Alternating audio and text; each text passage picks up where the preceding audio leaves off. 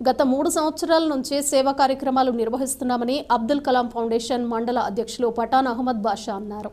కర్లపాళ్లం Abdul Kalam foundation ఆధ్వర్యంలో కర్లపాళ్లం దండుబాట్లోని 10 మంది నిరుపేద మహిళలకు చీరల పంపిణీ కార్యక్రమం నిర్వహించారు.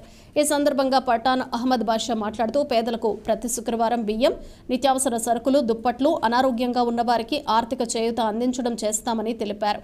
ఈ కార్యక్రమంలో షేక్ బాజీ, సంపటి శ్రీనివాసరెడ్డి, బహదూర్ బాషా, షేక్ ఇబ్రహీం, షేక్ జానీ బాషా, షేక్ మౌలాలి తదితరులు పాల్గొన్నారు.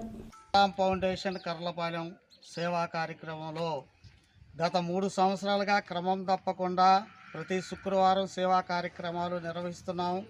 ఈ సేవా కార్యక్రమంలో భాగంగా మరి నిరుపేదల కుటుంబానికి 10 కేజీల బియ్యం అందించడం జరుగుతుంది. మరి అదేవిధంగా వృద్ధులకు దుప్పట్ల పంపిణీ కార్యక్రమం మరియు అనారోగ్యంగా బాధపడుతున్నట్టు వారికి ఆర్థిక సహాయం చేయటం, అలాంటి కార్యక్రమాలు ప్రతి శుక్రవారం క్రమం తప్పకుండా జరుగుతుంది. మరి ఈరోజు రంజాన్ నెలలో సేవా కార్యక్రమంలో భాగంగా ఈరోజు నిరుపేద మహిళలకు 10 మందికి చీరల పంపిణీ కార్యక్రమం చేయటం జరిగింది.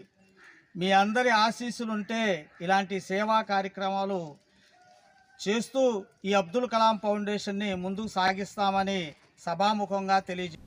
సమాజంలో